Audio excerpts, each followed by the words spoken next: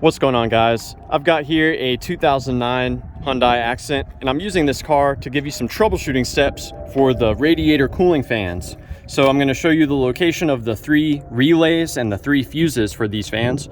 But to begin, let's do some basic troubleshooting steps. One of the first things I look for is I check to see if I'm able to turn the fan blades by hand. So doing this will let me know if the radiator fan motor is seized, or if there's any debris that fell into the shroud that is obstructing the rotation. If you're not able to turn these fan blades by hand, then you're gonna have to remedy that before you continue.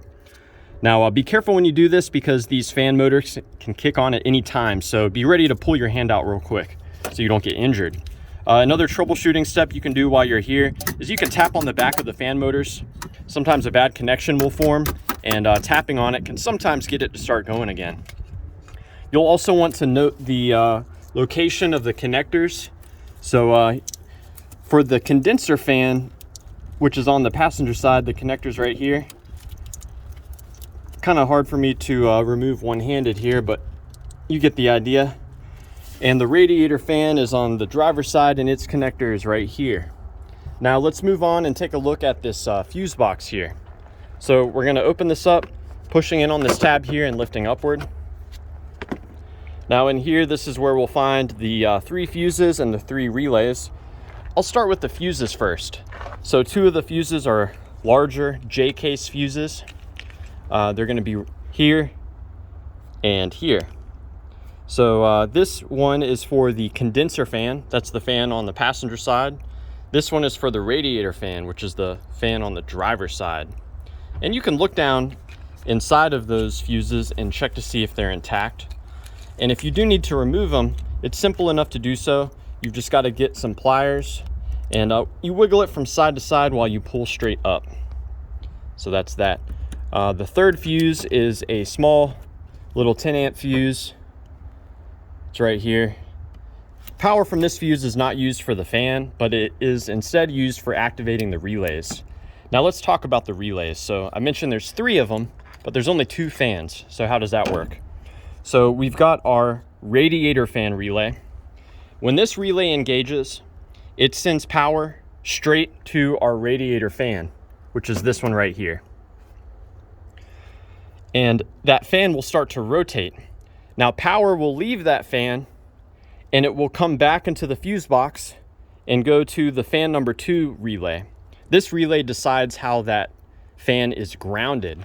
And in its default setting, this will take that power coming off of the radiator fan and it will send that power to our other fan here.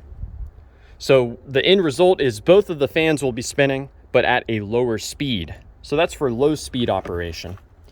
Now we can remove this radiator fan relay and we can simulate that ourselves by connecting these 2 pins together. So if you connect these 2 pins together, you will be sending power to first the radiator fan and then onward to the condenser fan. And both fans should be rotating at this time. Now when the computer wants high-speed fan operation, it'll activate this relay, but it will also activate our other 2 relays. They get activated at the same time. When these other 2 relays activate, then what happens is our radiator fan will still receive power from our radiator fan relay, except the ground will be a direct ground. It will no longer be grounded through our other fan motor. And when these 2 relays activate here, this one activating will send power directly to our condenser fan and it will be rotating at high speed. And this relay, when activated, will switch up the ground for our radiator fan. So we can actually do the same test here on our other fan relay, connecting these 2 pins together here. Doing this should result in the condenser fan rotating at high speed. So just another troubleshooting step there for you. Now, should you need to replace these, it's pretty simple. They're just held in with some 10 millimeters, and you may have to remove this upper radiator hose to get some clearance, but there's just some 10 mils here at the top. And at the bottom, I don't think there's any bolts down there. They just lock into the radiator down there at the bottom. So yeah, I hope that this information has been helpful for you, or at the very least a good starting point in troubleshooting the cooling fans here. Please let me know down below if you have any questions or if you have any advice. Thanks for watching.